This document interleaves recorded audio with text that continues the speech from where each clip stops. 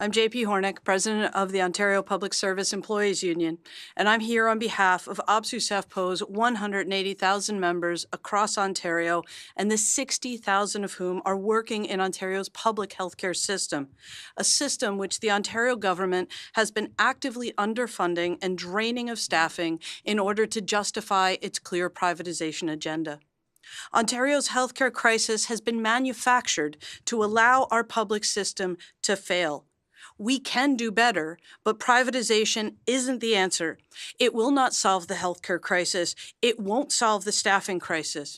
It will make healthcare less accessible and less affordable. It will pull staff and funding away from the public healthcare system. It will worsen wait times. Upselling at private facilities will mean higher costs and less access for those who can't afford to pay. The formula is not new. Create a crisis, then privatize. The formula to create a crisis in the public service is to starve it of funding, worsen working conditions, by doing things like deliberately reducing staff levels, by restraining wages, by driving people out deliberately, and then offer private clinics as the only possible solution.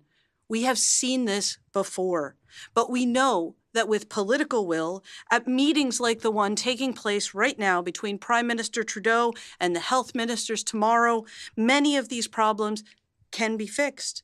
As a matter of fact, they must be fixed. Keeping healthcare public must be the goal, not just one in a series of options, because it is central to the profoundly important principles of equality and accessibility that we base our Canadian identities on.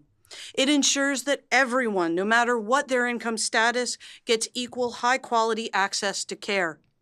That commitment to equality is what makes public systems better than any other, and it is worth fighting for. There's absolutely no doubt that more healthcare funding is needed in Ontario.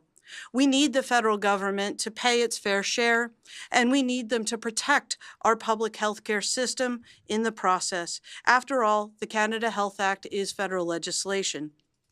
New funding must come with conditions, along with full transparency and accountability. It must come with guardrails to protect the public not-for-profit system, to ensure that provinces actually put that funding into public frontline care, into staffing, into supporting workers on the front lines, not into shareholder profits.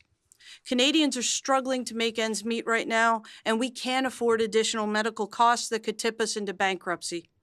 Like many of our neighbors just to the south, enough is enough. Many Canadians assume that universal public health care will always be there, but it won't be unless all levels of government take action now. We will organize, we will fight, and we will win against the privatization agenda. And so, Prime Minister Trudeau, it's time to do your part and protect public health care. Thank you.